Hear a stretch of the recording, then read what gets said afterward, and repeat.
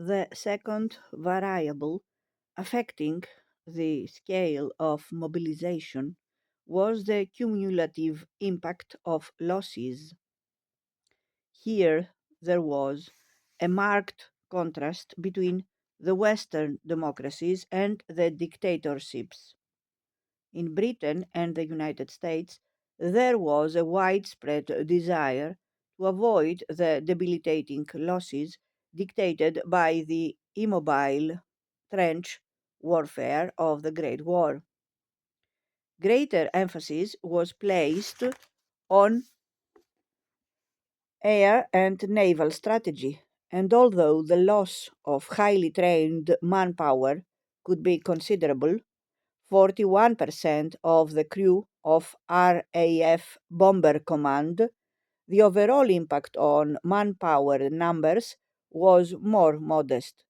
Both states were engaged in large scale ground combat only from 1944 onwards.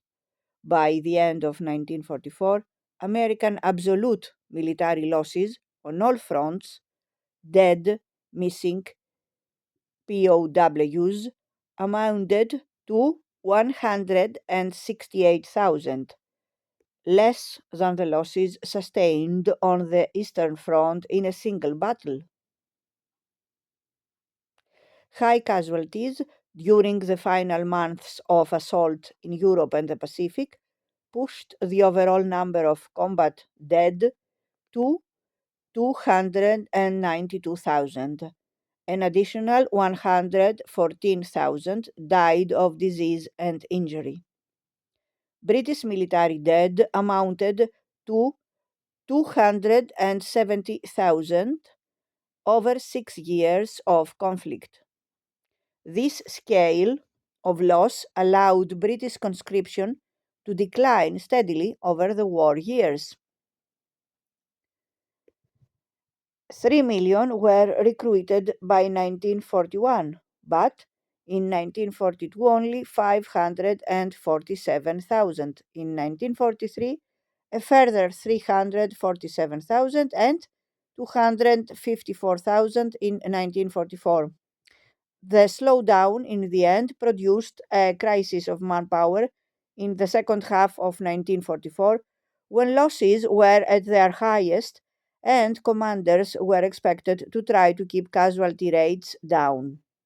Survival for longer had the effect of producing more experienced and resourceful soldiers and airmen, though it was found that even among those who survived, servicemen became burned out by continuous combat.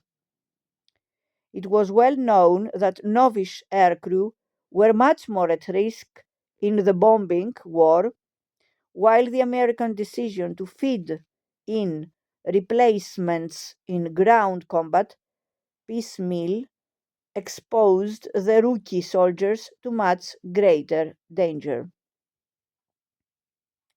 Nevertheless, the relatively modest levels of loss year on year meant that British and American populations were not exposed to the same imperative demand for military manpower as their allies and enemies, although in both states, even these more modest levels of recruitment raised anxiety about the possibility of replenishment.